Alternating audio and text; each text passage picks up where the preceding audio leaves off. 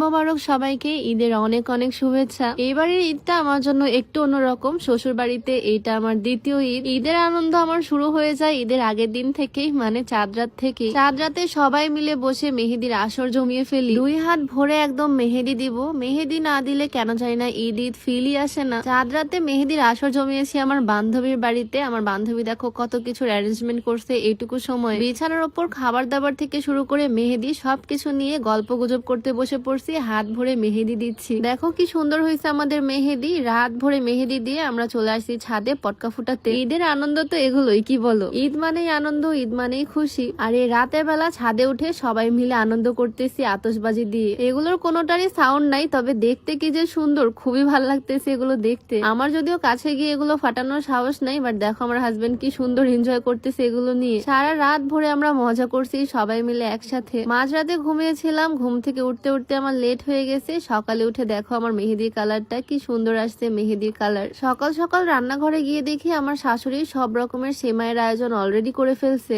ঈদে আমার শ্বশুর বাড়িতে সব সময় কয়েক রকমের সেমাই রান্না করা হয়, আর সাথে থাকে লুচি। রান্না বান্না সবকিছু আমার শাশুড়ি আম্মু করছে। দেখো কি সুন্দর করে প্লেট সাজিয়ে দিল আমাকে। ঈদের দিন সকালে সেমাই তো লাগবেই। এদিকে নামাজের সময় হয়ে আসতেছে। আমার হাজবেন্ড আর আমার শ্বশুর এক প্লেটে কি সুন্দর করে খাচ্ছে দেখো, বাপ ছেলে। খেয়ে দিয়ে তারা নামাজ পড়তে যাবে, আর এদিকে আমি সকাল সকাল ফ্রেশ হয়ে চলে আসলাম নতুন শাড়ি পরতে। এই শাড়িটা আমার শাশুড়ি আম্মু দিছিল, শাশুড়ি আম্মুর দেওয়া শাড়িটাই পরতেছি। মানে আমার শাশুড়ি টাকা দিছিল, সেইটা দিয়ে এই শাড়িটা কেনা। আমি নিজেই পছন্দ করে নিয়েছিলাম, পিঙ্ক কালার সুন্দর একটা শাড়ি। ঈদের দিন সকাল সকাল ফ্রেশ হয়ে নতুন শাড়ি পরে আমি একদম রেডি। আমি তো নিজে সাজুগুজু করতে আজকে ব্যস্ত। রান্নাঘরে এসে দেখি আমার আম্মুর সব রান্না বান্না অলরেডি কমপ্লিট। বিরিয়ানি রান্না হয়েছে এদিকে, সাথে গরুর মাংস, রোস্ট সবকিছুই করতেছে। ঈদের সব স্পেশাল রান্না বান্না আজকে আমার শাশুড়ি আম্মুই করলো। বিরিয়ানি, পোলাও, সাথে মাংস, রোস্ট কোনো কিছুই বাদ যায়নি, সবকিছুই রান্না করা হচ্ছে যেহেতু বছরে একটা স্পেশাল দিন। আর এরই মাঝখানে চলে আসছে আমার হাজবেন্ড। ঈদের নামাজ পড়ে সে বাড়িতে চলে আসছে। মাশাল্লাহ, ওকেও আজকে খুব সুন্দর লাগছে। লম্বা করে একটা সালাম দিয়ে বললাম এখন সালামি দিতে হবে আমাকে।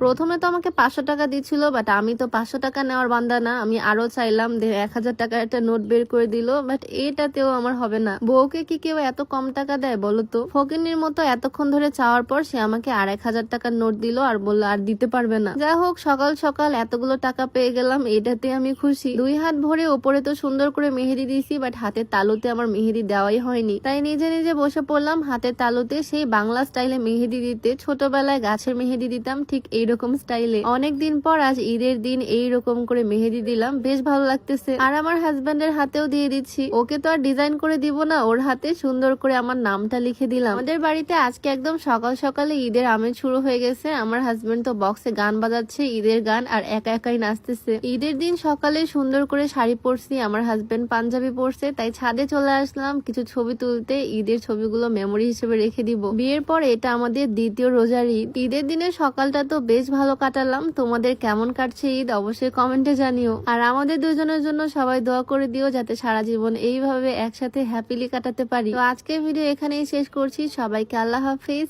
ঈদ মোবারক।